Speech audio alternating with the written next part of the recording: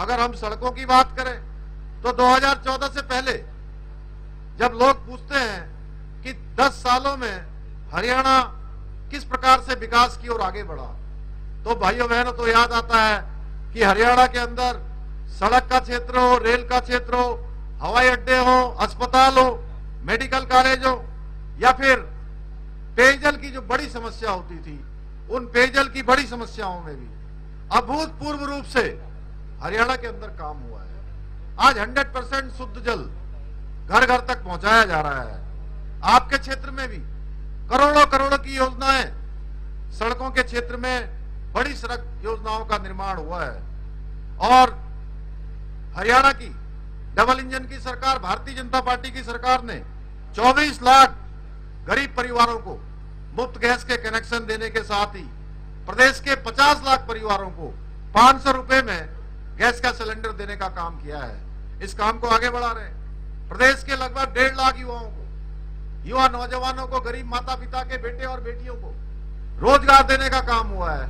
और वो रोजगार पर्ची और खर्ची सिस्टम को दरकिनार करते हुए दिया गया है। 5 लाख से ज्यादा विद्यार्थियों को निःशुल्क टैबलेट वितरित करने का भी अभूतपूर्व काम किया है। भाजपा की सरकार ने किसानों के हित में अनेक काम किए हैं। हमेशा से किसान हित हमेशा से भाजपा की कार्यप्रणाली में रहा है, कार्य संस्कृति में रहा है। इसीलिए हरियाणा की सरकार ने किसानों का करोड़ों का कर्ज माफ करने के साथ ही जो प्राकृतिक रूप से आपदाओं के समय में फसलों का नुकसान होता था, उन नुकसान पर भी 12,500 करोड़ रुपए का मुआवजा देने का काम किया है। यह छोटी राशि नहीं है, बड़ी राशि है जो किसानों के हित में हरियाणा की सरकार ने स्वीकृत किया है। इसके साथ ही आज चुनाव का समय आ गया है। आपके बीच में भी तमाम नेतागण आ रहे होंगे, कांग्रेस के नेता भी आ रहे हैं, सभाओं में भी बोल रहे हैं और बड़ी बड़ी बातें कर रहे हैं एमएसपी को लेकर। हमारे संजीव बालियान जी जिस क्षेत्र का प्रतिनिधित्व करते हैं, मुजफ्फरनगर क्षेत्र, वो क्षेत्र किसान बाहुल्य क्षेत्र है। हम जानते हैं हरियाणा पूरा किसानों का क्षेत्र है। हरियाणा के किसानों के द्वारा उगाई हुई फसलें आज देश दुनिया के अंदर अपना नाम कर रही हैं। और आज ये एमएसपी को लेकर कांग्रेस के लोग बड़ी बड़ी बातें कर रहे हैं, लेकिन इन्होंने अपने समय में किसानों के लिए कोई काम नहीं किया। ये हमारे हरियाणा की डबल इंजन सरकार है जिसने हरियाणा में 24 फसलों पर एमएसपी लागू करने का अभूतपूर्व कार्य किया है और यह कार्य आगे भी बढ़ता रहेगा।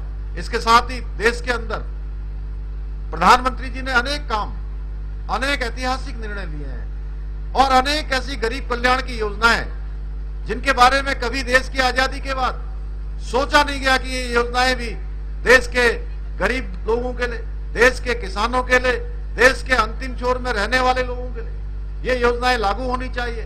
चाहे वो जनधन योजना हो या प्रधानमंत्री आवास योजना हो, गरीब कल्याण अन्न योजना हो, आयुष्मान भारत योजना हो, किसान सम्मान निधि योजना हो, लखपति दीदी हो, ऐसे अनेक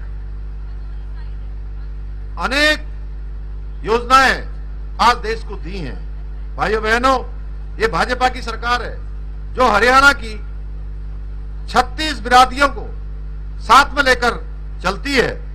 ये भाजपा की सरकार है जो ईमानदारी के साथ जन जन के कल्याण के लिए दिन रात काम करती है। भाइयों बहनों, कोई भेदभाव किसी जाति में नहीं करती है। वहीं दूसरी तरफ आज जो चुनाव के इस मैदान में खड़े हैं वो कौन सी पार्टियां हैं? आप एक बार अगर उनके बारे में ठीक से अपने मन में विचार करेंगे तो आपका सारा जो कोई भी अगर मन में संदेह होगा तो संदेह दूर हो जाएगा। दूसरी तरफ है कांग्रेस जैसी पार्टी जिसने हमेशा ही भ्रष्टाचार बढ़ाने का काम किया है, जातिवाद और परिवारवाद को बढ़ाने का काम किया है। 10 वर्ष पहले जब हरियाणा के अंदर यही कांग्रेस की सरकार थी तो यहां इस कांग्रेस की सरकार से जनता त्राहिमाम कर रही थी। चारों ओर भ्रष्टाचार फैला हुआ था, गरीबों, दलितों और किसानों का हक मारा जा रहा था। आपको याद होगा कांग्रेस के राज में किस तरह से उस समय नौकरी मिलती थी, किस समय पर्ची खर्ची का सिस्टम चलता था, किस तरीके से जो हमारे प्रतिभावान बेटे बेटियां होते थे जिनके अंदर योग्यता भी होती थी, प्रतिभा भी होती थी, क्षमता होती थी, बड़ी पढ़ाई करते थे, बड़ी तैयारियां करते थे। हमारे में से भी बहुत सारे बेटे बेटियां जिनको हम तमाम प्रकार की नौकरियों के लिए तैयारी करवाते हैं, लेकिन उन तैयारी करने वालों का नंबर नहीं आता था। मैं जो भी बोल रहा हूं, मैं वो बात बोल रहा हूं जो हरियाणा के अंदर हुआ है। आप देखेंगे तो नंबर किसका आता था, नौकरी किसकी लगती थी। 2014 से पहले नौकरी उसकी लगती थी जो पर्ची खर्ची के सिस्टम में फिट बैठता था या इनका पिछलग्गू होता था। भाइयों बहनों, कांग्रेस की सरकार के समय में सिर्फ घूस और सिफारिश वालों को नौकरी मिलती थी, जिसकी वजह से हमारे हजारों मेहनत करने वाले युवा बेटे और बेटियां वो जातिवाद और भ्रष्टाचार की भेंट चढ़ जाते थे। ये वही कांग्रेस है जिसके शासनकाल में हरियाणा में खुलेआम भ्रष्टाचार होता था, घूसखोरी होती थी, दलाली का खेल खेला जाता था। ये वही कांग्रेस है जिसने गरीब किसानों की जमीनें छीनकर बड़े बड़े पूंजीपतियों और अपने दामाद को कौड़ियों की भाव देने का काम करती थी। ये वही कांग्रेस है जिसके राज में दलितों और महिलाओं पर अत्याचार होता था, चरम पर अत्याचार होता था और उनकी एफआईआर भी नहीं लिखी जाती थी। भाइयों बहनों, कांग्रेस के राज में दलितों पर हुए अथाह अत्याचारों की अगर गिनती शुरू की जाएगी तो सुबह से शाम हो जाएगी, लेकिन इनके पाप कभी खत्म नहीं होंगे। ये वही अभी हाल में आपने देखा होगा, हरियाणा की बात है। एक समय हरियाणा की पहचान पूरे देश के अंदर ऐसी थी कि यहां पर महिलाओं के साथ अत्याचार होता है, बेटियों की भ्रूण हत्या की जाती है। लेकिन हमारे प्रधानमंत्री मोदी जी ने जब से यहीं से हरियाणा की धरती से बेटी बचाओ और बेटी पढ़ाओ अभियान देश के लिए शुरू किया, तो आज हरियाणा की तकदीर और तस्वीर बदल गई। आज ये रेशियो जो बहुत नीचे हुआ करता था, ये रेशियो आज 900 पर पहुंच गया है। भाइयों बहनों, 900 पर पहुंच गया है। अभी हाल में देखा होगा आपने, कांग्रेस पार्टी में इन्होंने अपनी पार्टी की दलित एवं महिला सांसद पर जिस तरह से शर्मनाक टिप्पणियां कराई, उसको किसी तरह से भी माफ नहीं किया जा सकता है। भाइयों बहनों, हरियाणा में इनकी सरकार आते ही कई प्रकार का, भाजपा की सरकार जब से आई है, जो ये महिलाओं पर अत्याचार होता था, तमाम प्रकार की गुंडागर्दी होती थी, इन सबको संरक्षण मिला है। डबल इंजन की सरकार द्वारा गरीब परिवारों को घर दिया जा रहा है, उसके ऊपर अत्याचार करने वालों पर आज कठोर कार्रवाई हो रही है। इतना ही नहीं, भाजपा सरकार में जो एक सबसे अच्छा काम हुआ है, भ्रष्टाचारियों पर कार्रवाई की गई है और हरियाणा में कानून का राज स्थापित किया गया है। पिछले 10 सालों में कांग्रेसियों को भ्रष्टाचार करने का कोई मौका नहीं मिला है, अब ये मौका खोज रहे हैं, इसलिए वो फिर से सरकार में आकर भ्रष्टाचार करने के लिए तड़प रहे हैं। और आपने देखा होगा कांग्रेस के कुछ नेता, मैं पिछले कई दिनों से हरियाणा के विभिन्न स्थानों पर गया हूं, आप लोगों ने भी समाचार पत्रों में पढ़ा होगा, कांग्रेस के विधायक के प्रत्याशी जो खड़े हुए हैं वो कह रहे हैं कि मैं 2 लाख नौकरियों में से सबसे पहले 2000 नौकरी पर्ची खर्ची के सिस्टम से लगवाऊंगा, अपने नातेदारों की, रिश्तेदारों की लगवाऊंगा या अपने पिछलग्गू लोगों की लगवाऊंगा। भाइयों बहनों, इस प्रकार का खेल, घूसखोरी और जो दलाली का खेल है, ये फिर से शुरू करना चाहते हैं। लेकिन मैं आप सबसे कहना चाहता हूं, मैं देख रहा हूं जिस प्रकार से हरियाणा में आज एक उत्साह लोगों में बना हुआ है, एक उमंग बनी हुई है कि इनके जो मुंगेरी लाल के हसीन सपने हैं, ये हसीन सपने पूरे नहीं होंगे, क्योंकि हरियाणा की जनता ये जान चुकी है।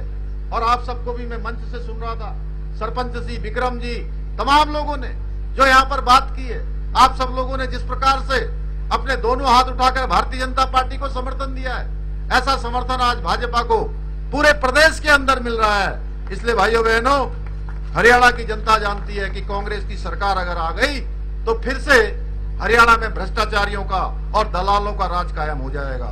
फिर से हमारे युवाओं का, हमारे बेटे बेटियों का भविष्य बर्बाद हो जाएगा। किसानों की जमीनों पर अवैध कब्जे शुरू हो जाएंगे। भाइयों बहनों, कांग्रेस के लोग आकर आपके पास आकर बड़े बड़े वायदे करेंगे, लेकिन कांग्रेसियों के वायदे इन्हीं कांग्रेसियों की तरह खोखले हैं। कांग्रेस के पास हरियाणा को आगे ले जाने के लिए कोई नीति है, न कोई नियत है। अगर कांग्रेस वापस आई तो यहाँ का सरकारी खजाना जो आज लबालब भरा हुआ है, वो खजाना खाली करने के अलावा और कुछ नहीं करेंगे। इसलिए आप लोग इन कांग्रेसियों का किसी बहकावे में ना आना और कमल के फूल पर ही अपना वोट देना।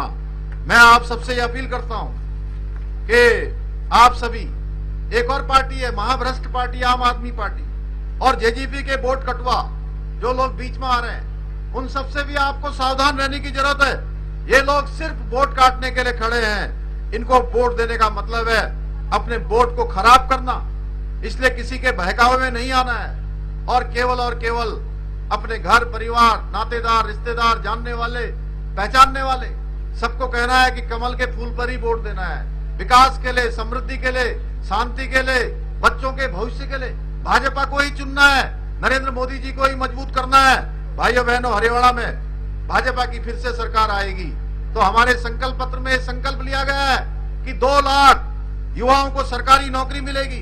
सेना में जो काम करके हमारे अग्निवीर आएंगे, जिनके बारे में तमाम तरह की बातें हो रही हैं। मैं भी एक सैनिक का पुत्र हूं, मैंने भी सेना को बचपन से देखा है।